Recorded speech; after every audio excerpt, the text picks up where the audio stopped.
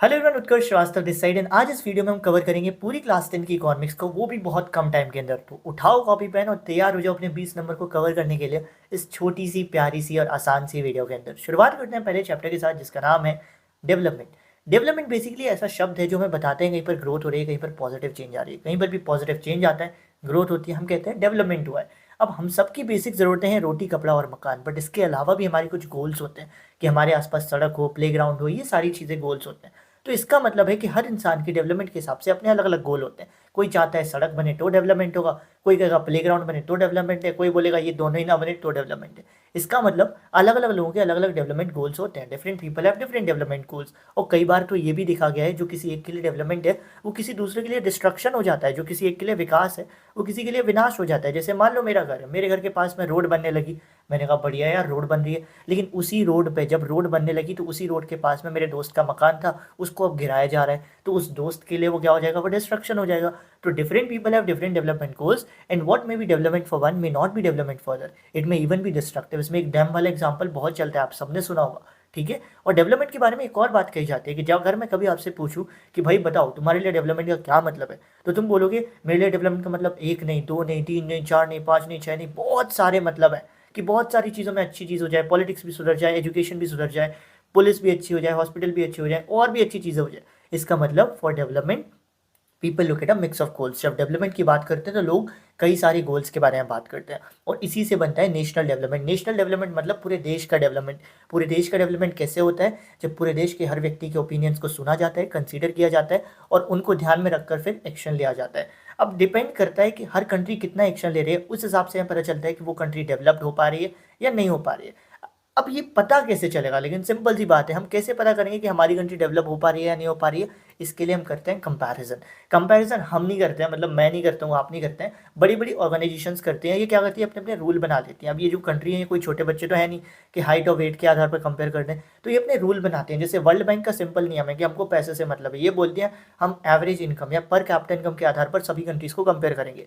Average income क्या होती है, किसी भी जगह की वो इनकम जो हमें मिलती है, कब, जब हम टोटल इनकम ऑफ दैट जगह डिवाइडेड बाय टोटल पॉपुलेशन, अगर हम किसी जगह की total income divided by total population कर देते हैं तो हमें वहाँ की एवरेज इनकम मिल जाती है। एवरेज इनकम से हमें पता चलता है क्या चीज़, कि वहाँ पर रहने वाला बंदा ऑन एन एवरेज कितना कमा रहा है। अगर मैं बोलूँ इस जगह की एवरेज इनकम 2,000 रुपये है, यानी यहाँ पर रहने वाला हर एक काबिल इंसान जो काम कर सकता है वो कम से कम 2,000 रुपये तो कमा ही रहा होगा। तो एवरेज इनकम की मदद से वर्ल्ड बैंक क्या करती है, कंट्रीज़ को कंपेयर करती है। वो एक एवरेज इनकम फिक्स कर देगी, मान लो उन्होंने 2,000 रुपये फिक्स कर दिए, तो अब जिस कंट्री की एवरेज इनकम 2,000 से ज़्यादा है वो डेवलप्ड होगी, जिसकी 2,000 के आसपास है वो डेवलपिंग, और जिसकी 2,000 से बहुत कम वो बेचारी अंडर डेवलप्ड कहलाएगी। कुछ और ऑर्गेनाइजेशंस भी हैं जो बोलते हैं कि सिर्फ पैसा ही सब कुछ नहीं होता, ठीक है, और भी चीज़ें होती हैं। तो उन्होंने कहा है कि हम उन और चीज़ों की बेसिस पर भी कंट्रीज़ को कंपेयर करेंगे। जैसे यूएनडीपी है, यूनाइटेड नेशन डेवलपमेंट प्रोग्राम, एक ह्यूमन डेवलपमेंट रिपोर्ट पब्लिश करती है। इसमें ये कंट्रीज़ को कंपेयर करती है on the basis of 3 factors, और वो 3 फैक्टर कौन से हैं। पहला फैक्टर तो पर कैपिटा इनकम है, पैसा है, लेकिन दूसरा फैक्टर है हेल्थ। ये देखते हैं कि उस कंट्री में हेल्थ स्टेटस कैसा है। हेल्थ को देखने के लिए ये उस कंट्री की इन्फेंट मोर्टालिटी रेट देखते हैं। इन्फेंट मोर्टालिटी रेट का सिंपल मतलब ये वो रेट होती है जो बताती है ऐसे कितने बच्चे हैं जो 1 साल के होने से पहले जिनकी डेथ हो जाती है। अगर ऐसे ज़्यादा बच्चे हैं इसका मतलब वो कंट्री की हेल्थ ख़राब है। और जो तीसरा फैक्टर होता है जिस पे यूएनडीपी कंट्रीज़ को कंपेयर करती है वो होती है एजुकेशन। वहाँ की कंट्री में एजुकेशन सिस्टम कैसा है, वहाँ के बच्चे पढ़े लिखे हैं या नहीं। इसके लिए वो उस कंट्री की लिटरेसी रेट देखते हैं। लिटरेसी रेट यानी कि ऐसे कितने बच्चे हैं जो 7 साल से ऊपर हैं और इनको किसी भी एक लैंग्वेज में लिखना बोलना पढ़ना आता है, और ऐसे कितने बच्चे हैं किसी भी पर्टिकुलर एज ग्रुप में जो स्कूल जा पा रहे हैं आउट ऑफ टोटल बच्चे। अगर किसी एज ग्रुप में मान लो 14 से 15 साल के 1,000 बच्चे हैं और सिर्फ 50 बच्चे स्कूल जा पा रहे हैं, तो ऐसे में वहाँ की एजुकेशन खराब कहलाएगी। तो यूएनडीपी भी कंट्रीज़ को कंपेयर करता है, लेकिन किन basis per capita income, health status, education status. और वहीं पर वर्ल्ड बैंक कंपेयर करता है कंट्रीज़ को on the basis of only and only per capita income. I hope so आपको ये चीज़ भी क्लियर हो जाती होगी। इसके बाद मूव ऑन करते हैं इस चैप्टर के आखिरी मेन टॉपिक पर, that is sustainable development. Sustainable development एक ऐसा डेवलपमेंट जिससे हम चीज़ों को सस्टेन करा पाएँ। सस्टेन मतलब आगे इन फ्यूचर के लिए चला पाएँ। तो इस डेवलपमेंट में क्या किया जाता है, रिसोर्सेज को इस तरीके से यूज़ किया जाता है कि हम उनको आज भी यूज़ कर लें और फ्यूचर के लिए भी बचा कर रख सकें और इन्वायरमेंट को भी कोई हार्म ना पहुँचे। मतलब एक कोई फुद्दू सा एग्जाम्पल दूँ इसका आपको, ये पेन है, मैंने सोचा इस पेन की इंक आज पूरी खत्म हो रही थी, मैंने कहा पूरी आज इंक खत्म नहीं करते हैं, आधी इंक आज यूज़ कर लेंगे, आधी इंक कल यूज़ कर लेंगे, जिससे ये मेरा सस्टेनेबल डेवलपमेंट हो गया। मतलब मजाक कर रहा हूँ, लेकिन इसी तरीके से होता है कि हम रिसोर्सेज को आज भी यूज़ कर लें, फ्यूचर के लिए बचा कर भी रख सकें और इन्वायरमेंट को भी कोई कुछ ऐसा फ़र्क ना पड़े, ख़राब फ़र्क ना पड़े। पेपर में एक बड़ा इंपॉर्टेंट सवाल बनता है, ये पेन वाला एग्जाम्पल पेपर में मत लिख के चला, मजाक कर रहा था मैं, ठीक है। पेपर में एक बहुत इंपॉर्टेंट सवाल बनता है, why the issue of sustainability is important to us, या सस्टेनेबल डेवलपमेंट क्यों ज़रूरी है। तो उसका आंसर, उसके सिंपल आंसर है 2 रीज़न क्यों ज़रूरी है। नंबर 1, ताकि रिसोर्सेज को हम प्रिजर्व कर सकें for future, and number 2, it's pretty simple, ताकि इन्वायरमेंट को कोई हार्म ना पहुंचे। और ये होता है हमारे डेवलपमेंट चैप्टर का डी एंड। मूव ऑन करते हैं नेक्स्ट चैप्टर की तरफ, that is the sectors of the Indian economy. Very simple chapter. एक देश के अंदर जितनी भी इकोनॉमिक एक्टिविटीज़ हो रही हैं जिनसे पैसा बन रहा है, उनको हम 3 पार्ट्स में डिवाइड करता है, primary, secondary and tertiary. Primary sector में वो सभी एक्टिविटीज़ आ जाती हैं जिनमें हम नेचुरल रिसोर्सेज का यूज़ करते हैं गुड्स को ऑब्टेन करने के लिए। जैसे हमने वुड को ऑब्टेन किया ट्री से, कॉटन को ऑब्टेन किया प्लांट से, ये सब क्या है, नेचुरल रिसोर्स है। और जनरली प्राइमरी सेक्टर में सिर्फ रॉ मटेरियल बनता है, कच्चा माल बनता है। इसलिए कहते हैं कि ये जो सेक्टर होता है ना, ये बाकी सभी सेक्टर्स के लिए बेस प्रोवाइड करता है, एक फाउंडेशन प्रोवाइड करता है। और इस सेक्टर में ज़्यादातर जो एक्टिविटीज़ होती हैं ये खेती से रिलेटेड होती है, एग्रीकल्चर से रिलेटेड होती हैं, इसलिए इस सेक्टर को एग्रीकल्चर एंड रिलेटेड सेक्टर भी बोला जाता है। अब जब प्राइमरी सेक्टर में रॉ मटेरियल बन गए, तो अब रॉ मटेरियल से हम और वैल्यूएबल प्रोडक्ट भी बनाएंगे, तो वो प्रोडक्ट वाली एक्टिविटीज़ होती हैं सेकेंडरी सेक्टर में। सेकेंडरी सेक्टर में क्या किया जाता है कि लेस वैल्यूएबल प्रोडक्ट को, या फिर सिंपली कहें कच्चे माल को, रॉ मटेरियल को मोर वैल्यूएबल प्रोडक्ट में कन्वर्ट किया जाता है। जैसे लकड़ी को फर्नीचर में बदल गया तो फर्नीचर मोर वैल्यूएबल है, कॉटन से क्लॉथ बना दिया, ये मोर वैल्यूएबल है। और ये करते कैसे हम, वाया मैन्युफैक्चरिंग। अब जो मैन्युफैक्चरिंग है वो जनरली इंडस्ट्रीज में की जाती है, इसलिए सेकेंडरी सेक्टर को हम इंडस्ट्रियल सेक्टर भी पुकारते हैं। एंड फिर आता है टर्सरी सेक्टर। पेपर में एक बहुत इंपॉर्टेंट सवाल बनता है, टर्सरी सेक्टर कैसे अलग है प्राइमरी और सेकेंडरी से। बहुत सिंपल आंसर है, क्योंकि प्राइमरी और सेकेंडरी सेक्टर में गुड्स प्रोड्यूस होते हैं, टर्सरी सेक्टर में कोई गुड्स प्रोड्यूस नहीं होता, सिर्फ सर्विस प्रोवाइड करी जाती है। टर्सरी सेक्टर सिर्फ सर्विस प्रोवाइड करता है, एक सपोर्ट प्रोवाइड करता है, जैसे communication service, banking service, transportation service की। एक सामान को यहाँ से वहाँ ले जाना है तो ट्रक कौन देगा, टर्सरी सेक्टर देगा। पैसे कौन देगा, उसके लिए सामान को लाने वाने के लिए टर्सरी सेक्टर देगा। कम्युनिकेशन, फोन पे बात करें, टर्सरी सेक्टर। तो इस सेक्टर में सिर्फ सर्विस प्रोवाइड करी जाती है, इसीलिए इस सेक्टर को हम सर्विस सेक्टर भी बोलते हैं। और ये जो तीनों ही सेक्टर्स है ना, ये आपस में एक दूसरे के बिल्कुल चड्डी बड्डी यार है, एक दूसरे के बिना इनकी ज़िंदगी अधूरी है। अगर एक खत्म हो जाएगा तो दूसरा भी खत्म हो जाएगा, इसीलिए बोलते हैं all the 3 sectors are highly interdependent on each other. अब देखो हर एक सेक्टर में कुछ ना कुछ तो बन ही रहा है, कुछ ना कुछ एक्टिविटी तो हो रही है, यानी कुछ ना कुछ प्रोडक्शन तो हो ही रहा होगा। तो हर एक सेक्टर में कुछ ना कुछ प्रोडक्शन हो रहा होता है, और इनके प्रोडक्शन को जब हम जोड़ देते हैं, इनके प्रोडक्शन के सम को जब हम जोड़ देते हैं एक साल में, तो हमें जीडीपी मिल जाती है। मान लो एक साल में प्राइमरी सेक्टर में कुछ चीज़ें बनी 10, सेकेंडरी में बनी 10, तो टर्सरी में बनी 10, तो इस तीनों को हमने जोड़ दिया एक साल के लिए, तो हमें जीडीपी मिल गई 30। वैसे ही बहुत बड़े फिगर्स में होती है जीडीपी, ऐसे ऐसे 10 तो मैंने ऐसे मजाक में कह दिया, लेकिन ये सिंपल एग्जांपल है कि प्राइमरी, सेकेंडरी और टर्सरी सेक्टर की जब हम प्रोडक्शन को जोड़ देते हैं एक साल के अंदर अंदर की, तो हमें जीडीपी मिल जाती है। जितनी ज़्यादा जीडीपी उतनी ज़्यादा देश की इकॉनमी। और जीडीपी को कैलकुलेट कौन करता है, मैं नहीं करता, आप नहीं करता, सरकार करते हैं भैया, इसमें अपना कोई रोल नहीं है, ठीक है। उसके बाद आ जाते हैं नेक्स्ट टॉपिक पे, दैट इज देखा गया है कि पहले 50-60 साल पहले एग्रीकल्चर बहुत बड़ा रोल प्ले करता था जीडीपी में, बहुत ज़्यादा कंट्रीब्यूशन करता था जीडीपी में, इकोनॉमी में। लेकिन पिछले 50-60 सालों में प्राइमरी सेकेंडरी का कंट्रीब्यूशन घटा है, टर्सरी का कंट्रीब्यूशन बढ़ा है। तो ऐसा क्या रीज़न है कि टर्सरी सेक्टर की इंपॉर्टेंस दिन ब दिन बढ़ती जा रही है आज के टाइम पे? सिंपल रीज़न है, बता देता हूँ। सबसे पहली चीज़ तो टर्सरी सेक्टर में अब जो सर्विस आती हैं कुछ कुछ, वो इतनी बेसिक सर्विस हो गई हैं कि उनके बिना हम रह नहीं सकते, तो उनकी डिमांड बढ़ती जा रही है। जैसे हॉस्पिटल्स, बैंकिंग, इनके बिना आप रह नहीं सकते क्योंकि ये बेसिक सर्विस है, तो इनकी डिमांड बढ़ती रहेगी, तो टर्सरी सेक्टर का कॉन्ट्रीब्यूशन ही बढ़ेगा। दूसरा, इन पिछले कुछ सालों में प्राइमरी और सेकेंडरी सेक्टर का भी डेवलपमेंट हुआ ही है, चाहे थोड़ा बहुत हुआ हो, लेकिन हुआ है। और मैंने आपको बताया था ये जो प्राइमरी, सेकेंडरी, टर्सरी है एक दूसरे पर डिपेंडेंट है, दो बढ़ेंगे तो तीसरा भी बढ़ेगा, तो इसकी वजह से भी टर्सरी सेक्टर का कंट्रीब्यूशन बहुत ज़्यादा बढ़ा है।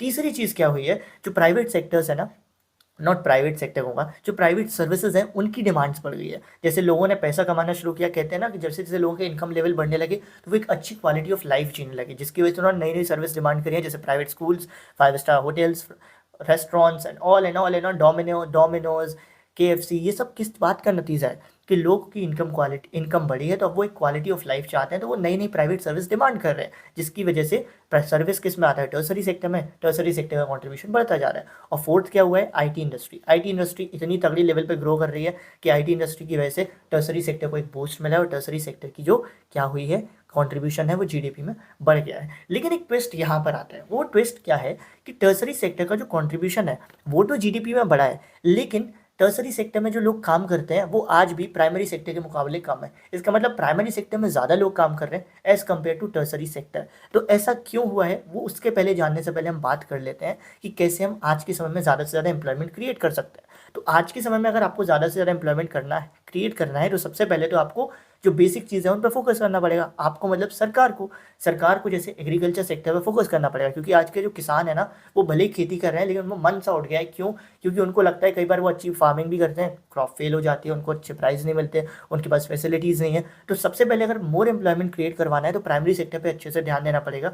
इरिगेशन फैसिलिटी और भी जो बेसिक फैसिलिटीज़ होती हैं रूरल एरियाज़ में वो प्रोवाइड करनी पड़ेगी। माना जाता है एजुकेशन सेक्टर पे अगर फोकस किया जाए तो वहाँ पर 20 लाख जॉब्स क्रिएट की जा सकती हैं। हर साल नए नए स्कूल्स बनेंगे, स्कूल बनने के लिए जो लेबर है उनको जॉब्स मिलेगी, टीचर्स को जॉब मिलेगी, अलग अलग जगह पे जॉब मिलेंगी। ऐसे ही माना जाता है टूरिज्म सेक्टर, अगर टूरिज्म सेक्टर पे सही से फोकस किया जाए तो 35 लाख जॉब क्रिएट की जा सकती है।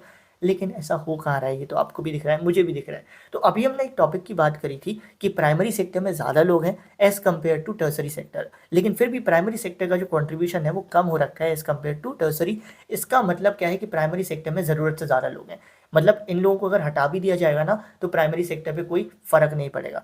तो ऐसी सिचुएशन जहाँ पर ज़रूरत से ज़्यादा नंबर ऑफ वर्कर्स प्रेजेंट होते हैं, ऐसी सिचुएशन को हम बोलते हैं डिस्गाइज्ड अनएम्प्लॉयमेंट, छिपी हुई बेरोजगारी। मान लो ये वीडियो बनाने के लिए मैं काफ़ी हूँ, लेकिन फिर भी मैं इस वीडियो को बनाने के लिए 10 लोगों की टीम रख लूँ, तो आप जब दूर से देखोगे तो बोलोगे कि यार ये 10 के 10 लोगों के पास रोजगार है, एम्प्लॉयमेंट है, लेकिन रियलिटी में वो जो 9 लोग होंगे जो एक्स्ट्रा होंगे, जिनका कोई काम नहीं होगा, जिनको हटाने से कोई फर्क नहीं पड़ेगा, वो 9 लोग किस में कहलाएंगे? डिस्गाइज्ड अनएम्प्लॉयमेंट में। ठीक है, तो डिस्गाइज्ड अनएम्प्लॉयमेंट क्या होती है? छिपी हुई बेरोजगारी, जिसमें आपको लगता है दैट सामने वाला बंदा काम कर रहा है बट वो काम नहीं कर रहा होता है। ठीक है, तो अब काम देने के लिए, क्योंकि काम देने का काम तो सरकार का ही है, क्या राइमिंग चल रही है, काम देने का काम तो सरकार का ही है। ठीक है, तो सरकार का काम है काम देना। ठीक, क्योंकि सरकार ने एक राइट बनाया था, राइट टू वर्क, कि हर व्यक्ति को काम मिलना चाहिए। ये तो काम काम बार बार रिपीट हो रहा है। ठीक है, तो सरकार ने काम देने के लिए काम किया था, उस काम को हम कहते हैं नरेगा। नरेगा एक्ट पास हुआ था, national rural employment guarantee act 2005 में। इसका काम ये था, अब तो काम बोलने पर हंसी आ रही है यार। ठीक है, मतलब इसका काम ये था कि ये लोगों को 100 दिन का काम देता था, 100 दिन का रोजगार देता था। आपसे काम नहीं बोलेंगे, 100 दिन का एम्प्लॉयमेंट देता था, रोजगार देता था जो लोग नीडी वर्कर्स होते थे गांव तरफ, और उसके लिए उनको एक वेजेस प्रोवाइड करी जाती थी। और इसकी सबसे खास बात ये थी कि जो लोगों को काम दिया जाता था उनको आसपास ही दिया जाता था, उनकी लोकेलिटी में। जैसे मान लो नरेगा में क्या होगा, किसी गाँव में कोई तालाब बनना है, कोई नहर बननी है, तो क्या होगा, उसी गाँव की लेबर को काम दे दिया जाएगा नरेगा के अंडर में, और नरेगा से फिर उनकी वेजेस आएंगी, उनको प्रॉपर सैलरी तो नहीं कहेंगे बट छोटी मोटी वेजेस आती थी, पैसे आते थे। ठीक है, और सरकार ये भी कहती थी कि अगर हम इनको रोजगार नहीं दे पा रहे हैं, अगर हम इनको काम नहीं दे पा रहे हैं, तो ऐसे केस में हम इनको क्या देंगे? ऐसे केस में हम इनको अनएम्प्लॉयमेंट अलाउंसेस देंगे, यानी कि कुछ ना कुछ पैसा तब भी देंगे, क्योंकि अगर हम उन्हें काम नहीं दे पाते हैं तो ये हमारा फॉल्ट है, यानी सरकार का फॉल्ट है। तो ये जो नरेगा था वो बहुत पॉपुलर हुआ, पूरे वर्ल्ड वाइड इसको अप्रिशिएशन मिली, और आज तक ये चलता आ रहा है। अब अगर आपने देखा होगा कभी दो लोगों को काम करते हुए, तो आप रियलाइज करोगे दोनों लोग काम तो बहुत करते हैं, लेकिन दोनों की कंडीशंस अलग हैं। ये वो कौन से दो लोग हैं? एक वो जो गवर्नमेंट एम्प्लॉय है, जो गवर्नमेंट स्कूल में काम कर रहा है या गवर्नमेंट ऑफिस में काम कर रहा है, और एक वो जो किसी फल या सब्जी की दुकान पे काम कर रहा है, किसी किराने की दुकान पर। काम दोनों कर रहे हैं, और जो सब्जी वाला है वो तो और उल्टे 8-10 घंटे और ज़्यादा काम कर रहा है, लेकिन दोनों की कंडीशंस अलग हैं। ऐसा इसलिए क्योंकि एक काम करता है ऑर्गेनाइज सेक्टर में, एक काम करता है अनऑर्गेनाइज में।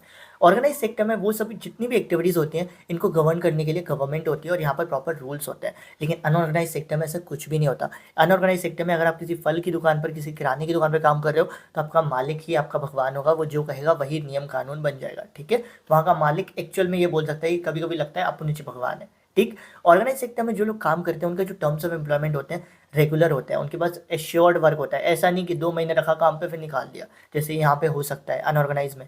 तो ऑर्गेनाइज सेक्टर में खास बात है, टर्म्स ऑफ एम्प्लॉयमेंट रेगुलर होते हैं, सभी एक्टिविटीज़ को गवर्नमेंट गवर्न करती है, हर चीज़ के लिए फॉर्मल प्रोसीजर्स होते हैं, प्रोसेसेस होते हैं, सिक्योरिटी ऑफ एम्प्लॉयमेंट होती है। सिक्योरिटी ऑफ एम्प्लॉयमेंट का मतलब वर्किंग आवर्स फिक्स होते हैं, इतनी छुट्टियाँ मिलेंगी, इतनी देर तक काम करना है, सब कुछ फिक्स कर दिया जाता है। और अगर आप ओवर टाइम भी करवाते हैं तो उसका हर चीज़ का पैसा देते हैं। लेकिन अनऑर्गेनाइज सेक्टर में ऐसा कुछ भी नहीं होता।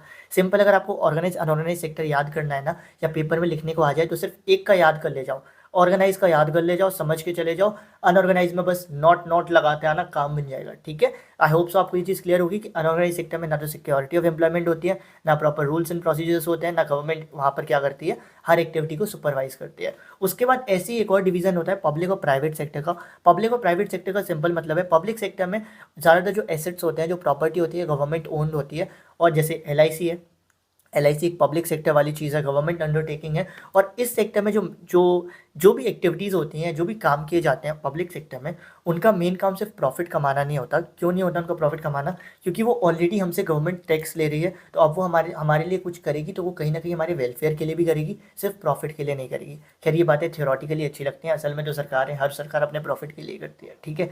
वहीं पर अगर प्राइवेट सेक्टर की बात करें तो प्राइवेट सेक्टर का सिंपल मतलब इसमें वो आ जाएंगे जिनमें ज़्यादातर एसेट्स किसी प्राइवेट एक या दो इंसान के हों या किसी प्राइवेट कंपनी के हों। और प्राइवेट सेक्टर में जनरली जो एक्टिविटीज़ करी जाती हैं वो सब प्रॉफिट के लिए ही होती हैं। उनका मेन होता है अंधा पैसा कमाना। आप पब्लिक हॉस्पिटल प्राइवेट हॉस्पिटल लेकर देख लो, आपको समझ आ जाएगा कितना ज़्यादा खर्चे में अंतर होता है। यस, फैसिलिटीज़ में भी अंतर होता है। वो अंतर इसलिए क्योंकि हमारे यहाँ के पब्लिक हॉस्पिटल उतने अच्छे बनाए ही नहीं गए, ठीक है, तो अंतर होता है। Otherwise public hospital private hospital, public hospital में खर्चा अगर 1 रुपये है तो प्राइवेट में वो 10 का 100 रुपये कर देते हैं, क्योंकि प्राइवेट में मेन इंटेंशन है प्रॉफिट, पब्लिक में मेन इंटेंशन प्रॉफिट नहीं है।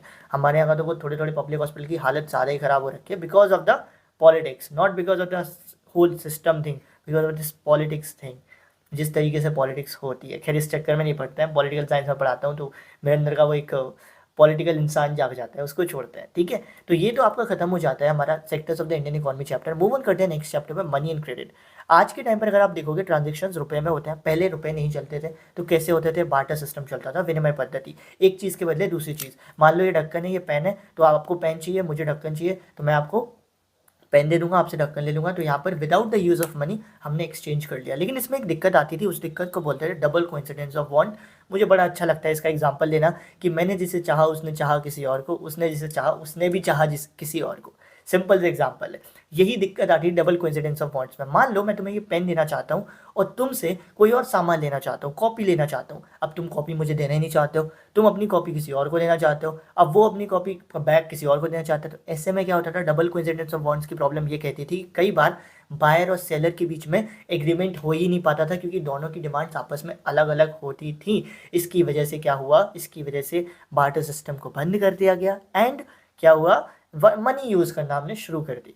तो मनी जैसी यूज़ हुई तो हमारे इंडिया में मनी कौन छापता है? अपना सपना मनी मनी यानी रुपए कौन छापता है? आरबीआई छापता है। रिजर्व बैंक ऑफ इंडिया हमारे इंडिया में मनी यानी करेंसी को इशू करता है on behalf of central government. हमारे देश में ये प्रथा बहुत समय से चलती आई है, जब से बैंक खुले हैं, कि जनरली जब भी किसी के पास एक्स्ट्रा पैसा होता है वो बैंक में जाके जमा कर देता है। पहला ऑप्शन वो यही समझता है। क्यों? क्योंकि जब वो बैंक में जाके पैसे जमा करता है तो वहाँ से एक इंटरेस्ट रेट मिलता है। जैसे मान लो आप 10 रुपये जमा कर रहे हो तो बैंक वाले आपको बोलेंगे पड़ा पड़ा ये रुपये हम एक साल में 10 से 12 रुपये कर देंगे, 2 रुपये का फ़ायदा दे देंगे। असल में ये 2 रुपये लाखों में होते हैं, ठीक है। मैं तो फिर सिंपल एग्जांपल देने के लिए 10-5 रुपये कर देता हूँ ताकि आप भी समझ जाओ, मेरे को भी ज़्यादा दिक्कत ना हो समझाने में। अब बैंक ये भी बोल रहे हैं कि जो पैसा आप बैंक में डिपॉजिट कर रहे हो ना, उसको कभी भी निकाल सकते हो भाई, तुम्हारे पैसा कभी भी निकाल सकते हो। इसीलिए ये जो डिपॉजिट्स हम बैंक में करते हैं इसको बोलते हैं डिमांड डिपॉजिट्स। क्यों? क्योंकि हम ऑन डिमांड इन्हें कभी भी विड्रॉ कर सकते हैं। आई होप सो आपको ये चीज़ समझ आ रही होगी। साथ ही साथ बैंक ये भी बोलता है, अब तो खैर यूपीआई चलने लगी, पहले जब यूपीआई नहीं चलती थी तो बैंक ने एक नई फैसिलिटी शुरू कर दी, चेक की। बैंक वाले बोलते थे डायरेक्ट पैसे वैसे का लेन देन नहीं करना, कैश का लेन देन नहीं करना, तुम चेक लेके आ जाओ। चेक से भी तुम क्या कर सकते हो? एक जगह से दूसरी जगह पैसे भेज सकते हो या विड्रॉ करा सकते हो। चेक आप सब ने देखा होगा, घर में चेक बुक देखी होगी, नहीं देखी है तो भी कभी ना कभी देखने मिल जाएगी। जब खुद कमाओगे मेरे नाम पर एक चेक काट देना तो दिख जाएगी चेक कैसी होती है, ठीक है। तो अब आते हैं हम बैंक पर। अब देखो बैंक, आपके दिमाग में एक सवाल तो आना चाहिए कि बैंक कोई चौकीदारी का काम तो करेगा नहीं कि हमारा पैसा अपने पास रखेगा। बैंक भी तो कुछ ना कुछ करता होगा ना, तभी तो ये बैंक हमारा पैसा रख रहा है। तो यहाँ से बनता है next topic, loan activities of bank, कि बैंक कैसे काम करता है। बैंक में जाने वाले 2 लोग होते हैं, 3 लोग होते हैं वैसे। पहले होते हैं डिपॉजिटर जो पैसे डिपॉजिट करने जाते हैं, दूसरे होते हैं बोरोवर जो क्या करते हैं वहाँ से पैसे लेने जाते हैं, और तीसरे होते हैं बैंक के कर्मचारी जो बैंक में काम करने जाते हैं। तो बैंक में डिपॉजिटर जाके अपने पैसे डिपॉजिट करता है, जिस पर बैंक उसे एक इंटरेस्ट रेट देता है। जैसे मान लो आप 10 रुपये जमा करने जाते हो, बैंक आपको बोलेगा 1 साल बाद आना भाई, 13 रुपये मिल जाएंगे तुमको, 3% इंटरेस्ट रेट के हिसाब से 13 रुपये वापस मिलेंगे 1 साल बाद। और मान लो कोई बोरोवर आता है, वो कहता है भैया 10 रुपये का लोन चाहिए, तो उसको 10 रुपये का लोन मिलेगा और बैंक उसको बोलेगा कि तुम 1 साल बाद आना और 15 रुपये वापस करना, यानी उस पर 5% इंटरेस्ट रेट चार्ज करेगा। तो 1 साल बाद बैंक को मिलेंगे 15 रुपये बोरोवर से, 15 में से 13 रुपये बैंक आपको दे देगा, 2 रुपये बैंक की जेब में गए। और ये जो 2 रुपये 13 रुपये 15 रुपये होते हैं ना, अरबों करोड़ों रुपये में होते हैं, ठीक है। ये मैं जस्ट छोटे छोटे फिगर्स यूज़ कर रहा हूँ। इस तरीके से बैंक का सोर्स ऑफ इनकम बनता है। अब इसको लिखोगे कैसे? ऐसे थोड़ी ना लिखोगे 10-15। तो बेसिकली इसको लिखना ऐसे होता है कि डिपॉजिटर अपना पैसा डिपॉजिट करता है जिस पर बैंक उसे एक लोअर इंटरेस्ट रेट देता है, बोरोवर बैंक से पैसा बोरो करता है जिस पर उसे एक हायर इंटरेस्ट रेट चार्ज किया जाता है, और ये जो डिफरेंस होता है ना इंटरेस्ट रेट में, ये बन जाता है बैंक का सोर्स ऑफ इनकम। अब ऐसा नहीं है कि बैंक पूरा का पूरा पैसा जो उसके पास है उस पूरे को ही वो लोन दे दे, ऐसा नहीं होता। बैंक को हमेशा अपने पास एक मिनिमम कैश रखना पड़ता है, कम से कम 15% कैश तो रखना पड़ता है, ताकि अगर मैंने जो पैसा डिपॉजिट किया कभी मैं वही निकालने जाऊँ तो बैंक वालों को ये ना बोलना पड़े भैया आपका तो पूरा पैसा हमने लोन में दे दिया। तो हमेशा बैंक को अपने पास एक मिनिमम कैश बैलेंस मेंटेन करना पड़ता है। मूव ऑन करते हैं नेक्स्ट टॉपिक, क्रेडिट की तरफ। अब जो लोन लेना, कर्ज लेना, उधार लेना, इनके लिए एक पढ़ा लिखा शब्द है क्रेडिट। क्रेडिट बेसिकली एक एग्रीमेंट होता है लेंडर और बोरोवर के बीच में। लेंडर यानी जो पैसे दे रहा है और बोरोवर जो पैसे ले रहा है उसके बीच में, जिसमें बोरोवर बोलता है कि आप मुझे सामान दे दो, एक टाइम के बाद मैं आपका सामान या आपका जो भी पैसा लिया उसको रीपे कर दूंगा। सिंपल सी बात होती है। तो क्रेडिट बेसिकली क्या होता है? क्रेडिट एक एग्रीमेंट है, एक ऐसी सिचुएशन है इसमें लेंडर बोरोवर को कोई भी पैसे या कोई भी चीज़ ऑफर करता है with a promise of repayment after a certain period of time. अब क्रेडिट जो है ना, दो दो रोल प्ले करता है, पॉजिटिव भी नेगेटिव भी। हो सकता है कोई इंसान आपसे लोन ले या बैंक से लोन ले और उसका बिजनेस बढ़िया निकल जाए तो क्रेडिट पॉजिटिव रोल भी प्ले कर सकता है, और हो सकता है कोई इंसान आपसे लोन ले और बोलता और कर्ज में डूब जाए, उसका बिजनेस और फ्लॉप हो जाए, तो क्रेडिट नेगेटिव रोल भी प्ले कर सकता है। तो क्रेडिट क्या है? न्यूट्रल है, वो आप पर डिपेंड करता है आप उसको कैसे यूज़ करते हो, और उस हिसाब से आप डिसाइड कर सकते हो कि वो पॉजिटिव रोल प्ले करेगा या नेगेटिव रोल प्ले करेगा। अब जब आप क्रेडिट लेने जाते हो तो कोलेट्रल बड़ा इंपॉर्टेंट है। कोलेट्रल का सिंपल मतलब गिरवी। जैसे मान लो आप मेरे पास लोन लेने आए, मैं बैंक हूँ, आप मेरे पास लोन लेने आए, तो मैं आपको बोलूँगा ना मैं आपको जानता हूँ ना आप मुझे अच्छे से जानते हो, तो मैं आपको लोन तभी दूंगा जब आप उसके बदले कुछ अपना कीमती सामान गिरवी रखोगे। तो आपने मेरे से 50,000 का लोन लिया और अपनी बाइक मेरे पास गिरवी रखी, तो ये जो बाइक है ये कहलाएगी कोलेट्रल। कोलेट्रल एक एसेट होता है जो बोरोवर को बिलोंग करता है, जिसको बोरोवर यूज़ करता है किस तरीके से, एज अ गारंटी कि वो लेंडर को पैसे वापस कर देगा एक टाइम के बाद। और अगर मान लो कल के दिन पैसे वापस नहीं करता है तो मैं इस बाइक को यूज़ कर लूँगा, मैं कहूँगा ठीक है ले जाओ 50,000 रुपये, मैं ये मेरी बाइक हो गई। सिंपल, इस तरीके से कोलेट्रल का काम चलता है। अब टर्म्स ऑफ क्रेडिट क्या होते हैं? जनरली आपने देखा होगा कोई भी चीज़ होती है ना उसकी कुछ ना कुछ नियम शर्तें ज़रूर होती हैं। आप छोटे से छोटा ऐप खोलोगे वहाँ पर भी नियम शर्तें होंगी। तो जब आप लोन लेने जाते हो, क्रेडिट लेने जाते हो, वहाँ पर भी नियम शर्तें होती हैं। तो वहाँ पे क्या होती हैं? जब आप क्रेडिट लेते हो तो कितना इंटरेस्ट रेट है, क्या गिरवी रख रहे हो, कैसे आप रीपे करोगे, कितने टाइम बाद रीपे करोगे, और क्रेडिट से रिलेटेड जितनी भी इन्फॉर्मेशन है इन सबको मिलाकर हम बोलते हैं टर्म्स ऑफ क्रेडिट, क्रेडिट लेने के नियम और शर्तें। अब दो जगह से लोग क्रेडिट लेते हैं, या तो फॉर्मल सोर्स या इनफॉर्मल सोर्स। फॉर्मल इनफॉर्मल का क्या मतलब है? फॉर्मल का मतलब होता है जहाँ पर फॉर्मेलिटी करना पड़े, और इनफॉर्मल का मतलब जहाँ फॉर्मेलिटी ना करना पड़े। आप बैंक जाते हो, आपको वहाँ पर प्रॉपर प्रोसीजर्स फॉलो करना पड़ेगा, आधार कार्ड, बैंक, पैन कार्ड, ये सब चीज़ें। लेकिन अगर आप किसी दोस्त के पास जाओगे, किसी जान पहचान वाले के पास जाओगे, वहाँ पर आपको ये सब नहीं करना पड़ेगा, वो आपको लोन दे देगा। अगर आपका विश्वसनीय पात्र हो, अगर आप ऐसे चीटर आदमी हो तो कहीं से भी लोन नहीं मिलेगा, ना बैंक से ना अपने रिश्तेदार से, ठीक है।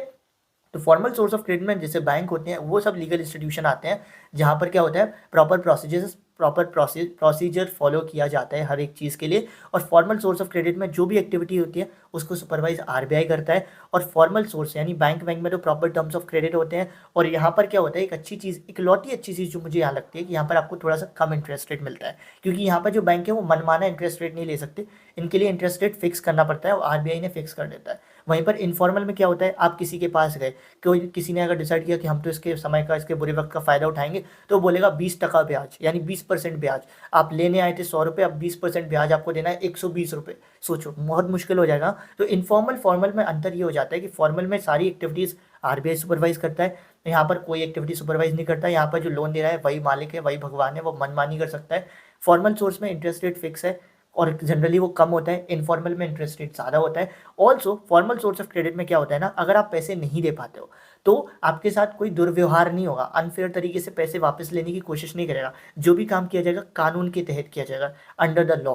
लेकिन अगर इनफॉर्मल सोर्स ऑफ क्रेडिट में मान लो आपने किसी से लोन लिया, किसी दुकानदार से, कोई जान पहचान वाले से, और अब आप उसके पैसे वापस नहीं दे पा रहे हो, तो अगर वो गुंडागर्दी भी करने लगा ना तब भी आप कुछ नहीं कर पाओगे। अगर आप पुलिस के पास जाओगे ना तो पुलिस भी यही बोलेगी कि भाई जब तुम्हारे पास दम नहीं थी पैसे वापस करने की तो लोन क्यों लिया था। तो इनफॉर्मल सोर्स ऑफ क्रेडिट में क्या होता है, अनफेयर मीन्स यूज़ हो सकते हैं, फॉर्मल में अनफेयर मीन्स नहीं यूज़ होते हैं। अब फिर भी देखा गया है कि आज के टाइम पर भी इंडिया में ज़्यादातर लोग इनफॉर्मल सोर्स ऑफ क्रेडिट से ही लोन लेते हैं, किसी रिश्तेदार, किसी दोस्त या किसी मुंशी, किसी लैंडलॉर्ड से ही लोन लेते हैं। ऐसा क्यों? क्योंकि उनके पास दो चीज़ों की कमी होती है। पहला, कोलेट्रल, कई लोग इतने गरीब हैं कि उनके पास गिरवी रखने के लिए सामान नहीं होता, और दूसरा पेपर वर्क। आज भी इंडिया में कई सारे ऐसे लोग हैं जिनके पास प्रॉपर पेपर वर्क तैयार नहीं है। उनका ये मानना होता है कौन पड़े इस झंझट में, बैंक के झंझट में, जाओ किसी मुंशी के यहाँ लोन लेके आ जाओ। तो इसीलिए ज़रूरत है कि हम in formal source of credit को कहाँ तक पहुँचाएं, इन नीडी पीपल तक पहुँचाएं, उनको समझाएं कि भाई यहाँ से लोन लो, यहाँ से कम इंटरेस्ट रेट में मिलेगा, ज़्यादा फ्लेक्सिबिलिटी भी मिल सकती है तुमको। ठीक है।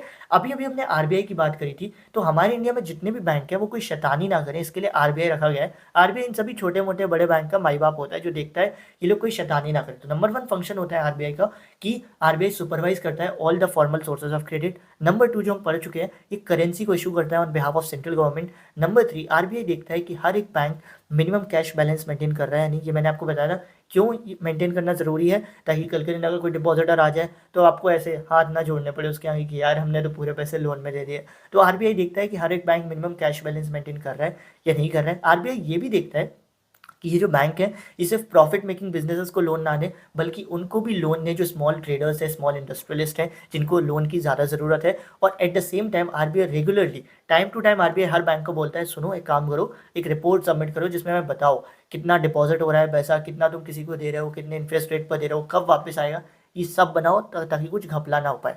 लेकिन अनफॉर्चुनेटली हमारे देश में फिर भी लोग इतने बड़े बड़े स्कैम करके भाग जाते हैं। तो देख लो भाई, ऐसा ही है हाल। हम तो अब मूव ऑन करते हैं नेक्स्ट टॉपिक पे, self help group. Self help group basically वैसा होता है जैसे आपके स्कूल में आप प्रोजेक्ट के लिए ग्रुप बनाते हो ना, वैसे ही सेल्फ हेल्प ग्रुप है कि आपका ग्रुप होगा 2 3 4 बच्चों का या 10 बच्चों का, आप लोग आपस में पैसे जोड़ोगे, प्रोजेक्ट बनाओगे, रेगुलरली मिलोगे आपस में मिलके। ऐसे ही सेल्फ हेल्प ग्रुप में होता है। गाँव में क्या होता है, 15-20 लोगों के ग्रुप होते हैं। ये लोग क्या करते हैं, रेगुलरली मिलते हैं, पैसे को सेव करते हैं। कौन कितना सेव कर पा रहा है डिपेंड करता है कौन कितना कमा पा रहा है, इनकी कैपेसिटी कितनी है। अब इसके 2 फायदे होते हैं इस ग्रुप में। ग्रुप के 2 फायदे क्या होते हैं, ग्रुप में जो आप पैसा सेव कर रहे हो, एक तो पहला फ़ायदा ये है कि वही ग्रुप का मेंबर उसी जो सेविंग्स है उससे लोन ले सकता है, उसे फॉर्मल सोर्स के झंझट में नहीं पड़ना, उसे कोलेट्रल नहीं चाहिए पड़ेगा, उसे कोई पेपर वर्क नहीं करना पड़ेगा। तो पहला फ़ायदा तो ये हो जाता है कि सेल्फ हेल्प ग्रुप की सेविंग से क्या होता है, एक प्रॉब्लम सॉल्व हो जाती है कि जो लोग हैं अब उनको बैंक्स में लोन लेने नहीं जाना, यहीं ले सकते हैं बिना किसी कोलेट्रल, बिना कुछ गिरवी रखे। दूसरा फ़ायदा ये होता है कि कई बार कुछ टूल्स ऐसे होते हैं जो अगर मैं अकेले लेने जाऊँगा ना तो बहुत महंगे पड़ेंगे। जैसे मान लो मेरे को जेसीबी लेनी है तो लाखों लाखों की आएगी, मेरे को लगेगा यार बहुत पैसा चाहिए। लेकिन वहीं पर अगर मैं अपना एक ग्रुप बना कर लूँगा तो मेरे ऊपर कम पैसा आएगा। क्यों? क्योंकि ग्रुप में पैसे ले रहे हैं, ग्रुप में हम एक सामान ले रहे हैं, अपने अपने टाइम पर यूज़ कर लेंगे। तो जो सेल्फ हेल्प ग्रुप होता है ये 2 काम क्या करता है, लोगों को अलाउ करता है कि अपने ग्रुप से लोन ले सकें, और दूसरी चीज़ इंडिविजुअल फाइनेंशियल प्रेशर को कम कर देता है, क्योंकि फिर आप ग्रुप में सेविंग्स से मिलकर कॉमन इंटरेस्ट की चीज़ों को खरीद सकते हो। यहाँ तक कि बैंक वाले भी बोलते हैं कि अगर एक सेल्फ हेल्प ग्रुप ईमानदारी से 2 साल तक रेगुलर सेविंग्स करते हैं ना, तो हम भी उन्हें लोन दे देंगे, हम भी उन्हें लोन देंगे उनके सेल्फ हेल्प ग्रुप के नाम पर। तो सेल्फ हेल्प ग्रुप का कॉन्सेप्ट बड़ा इंपॉर्टेंट है, क्योंकि इससे 2 बहुत बड़ी प्रॉब्लम सॉल्व हो जाती हैं। एक तो वो लैक ऑफ कोलेट्रल वाली कि किसी के पास गिरवी रखने नहीं है, किसी के पास पेपर वर्क नहीं है, तब भी उन लोगों को लोन मिल जाएगा। अब ये चैप्टर हमारा खत्म होता है, मूव ऑन करते हैं लास्ट चैप्टर की तरफ जिसका नाम है globalisation and the Indian economy. Globalisation क्या है यार, बहुत सिंपल सी बात है, देशों का आपस में जुड़ना। ठीक है, देश आपस में कैसे जुड़ते हैं, जितना ज़्यादा कहते हैं कि जितना अच्छा व्यापार होगा इसका मतलब उनके बीच उतने अच्छे संबंध है, क्योंकि व्यापार इज इक्वल टू ट्रस्ट, और जहाँ पर ट्रस्ट अच्छा होगा वहाँ पर संबंध अच्छे होंगे। तो बेसिकली ग्लोबलाइजेशन का सिंपल मतलब है देशों का आपस में जुड़ना। और ये देश आपस में कैसे जुड़ते हैं, मेनली ट्रेड के थ्रू जुड़ते हैं, जब एक जगह से दूसरी जगह सामान जाता है। एक और भी तरीका है जिससे ये देश आपस में जुड़ते हैं, that is movement of people. जब एक जगह के लोग दूसरी जगह जाते हैं तो वहाँ पर वो उनका कल्चर, उनका फूड, उनका जो भी रीति रिवाज है वो सब लेकर जाते हैं। तो ग्लोबलाइजेशन बेसिकली क्या है, it is a process of rapid integration और इंटरकनेक्शन बिटवीन कंट्रीज। अब पिछले कुछ सालों में देखा गया है ग्लोबलाइजेशन बहुत तगड़े लेवल पर चला गया है, बहुत ईजिली पूरा देश पूरा विश्व आपस में इंटरकनेक्ट हो रहा है। ऐसा लगने लगा है कि संसार इतू सा है। क्यों? क्योंकि पहले लगता था संसार इतना बड़ा है, अब तो लगता है संसार इतू सा है, क्योंकि मैक्सिको का भी सामान यहीं आ जाता है, स्पेन का भी यहीं आ जाता है, यहाँ से सामान चाइना चला जाता है, अमेरिका चला जाता है, यूरोप चला जाता है, तो कोई फ़र्क ही नहीं पड़ता। तो ग्लोबलाइज ऐसा क्या हुआ है ताकि ग्लोबलाइजेशन को इतना ज़्यादा बूस्ट मिल गया है पिछले कुछ सालों में? Number 1 thing is technology. Technology एक बहुत बड़ा फैक्टर है, क्योंकि पिछले कुछ सालों में टेक्नोलॉजी इतनी ज़्यादा इंप्रूव हुई है कि ग्लोबलाइजेशन प्रोसेस को बहुत ज़्यादा बूस्ट मिला है। जैसे ट्रांसपोर्टेशन की मदद से अब आप क्या कर सकते हो, ट्रांसपोर्टेशन इतनी अच्छी हो गई है, कहीं भी हज़ारों किलोमीटर दूर भी आप सामान भेज सकते हो। कम्युनिकेशन की मदद से आप घर बैठे बैठे दूसरे देश के साथ व्यापार कर सकते हो। UPI payment is a clear cut example of it. जो computer, telecommunication, IT sector development हुआ है, इनकी मदद से आप फैक्स सर्विस, जीमेल सर्विस, इन सब का यूज़ करके हज़ारों किलोमीटर दूर बैठे लोगों के साथ व्यापार कर सकते हो। और एज आई सेड, जितना ज़्यादा व्यापार करोगे उतना ही ज़्यादा देश क्या होंगे, आपस में जुड़ते जाएंगे। एक टेक्निकल फैक्टर भी है जिसकी वजह से ग्लोबलाइजेशन को बहुत ज़्यादा हेल्प मिली है, वो टेक्निकल फैक्टर है लिबरलाइजेशन। लिबरलाइजेशन का मतलब आज़ादी। अब आज़ादी से क्या मतलब हुआ, जब हम इकोनॉमिक्स में बात करते हैं, मार्केट में बात करते हैं, तो क्या होता है, जब देश से सामान आता है या जाता है तो या तो इम्पोर्ट होता है, एक्सपोर्ट होता है। अगर सामान आएगा तो बोलते हैं इम्पोर्ट हुआ है, जाएगा तो एक्सपोर्ट हुआ है। तो हर सरकार के पास राइट होता है कि वो इम्पोर्ट और एक्सपोर्ट पर टैक्स लगा सके। इन टैक्स को हम बैरियर्स भी बोलते हैं। तो लोगों का मानना था, इकोनॉमिक्स का मानना था कि ये जो जितने ज़्यादा ये टैक्सेस होंगे, जितने ज़्यादा ये बैरियर्स होंगे ना, उतना ही कम फिर कंट्रीज़ के बीच में व्यापार होगा, क्योंकि कोई क्यों ही व्यापार करेगा। वो बोलेगा यार जितना तो सामान भेजने में नहीं जा रहा है उतना तो टैक्स लग जा रहा है, इस वजह से फिर वो रहने देते हैं। तो लिबरलाइजेशन से क्या हुआ ना, लिबरलाइजेशन एक प्रोसेस होती है जिसमें इन सभी बैरियर्स को, इन सभी टैक्सेस को ट्रेड से हटा दिया जाता है और ट्रेड को फ्री करने की कोशिश करी जाती है। इससे क्या होता है, जब ट्रेड फ्री हो जाती है तो बहुत ईजिली सामान एक कंट्री से दूसरी कंट्री फ्लो होने लगता है, बिना इस डर के कि उस पर टैक्स लगेगा बहुत ज़्यादा या उस पर कम टैक्स लगेगा। सब डर मिट जाते हैं और फिर ईजिली व्यापार होने लगता है कंट्रीज़ के बीच में। एंड आई होप सो आपको ये चीज़ समझ में आई होगी। तो लिबरलाइजेशन बेसिकली क्या है, रिमूविंग बैरियर्स और restriction set by government on trade is known as liberalization. और जब से ये लिबरलाइजेशन हुआ है ना, तब से ग्लोबलाइजेशन और तगड़े लेवल पे चला गया है। आई होप सो आपको ये चीज़ समझ आई होगी, ये पूरी वीडियो समझ आई होगी, वन शॉट वीडियो। मिलते हैं हमारे नेक्स्ट वीडियो में एक नए सब्जेक्ट की वन शॉट वीडियो के साथ। एंड मैं हर बार एक ही चीज़ बोल रहा हूँ, जब तक पेपर आ रहे हैं एसएसटी के, मेरी हर एक वीडियो देख लो, आपका काम हो जाएगा। मतलब हर एक वीडियो का मतलब जो जो अपलोड कर रहा हूँ, पुरानी देखने जाओगे तो अरसा बीत जाएगा, इतनी सारी वीडियोज़ हैं, ठीक है। तो जो भी वीडियोज़ अपलोड कर रहा हूँ उन सबको देख लो, तुम्हारा काम कंप्लीट हो जाएगा, तुमको कोई दिक्कत नहीं आएगी पेपर में। Thank you everyone, all the best.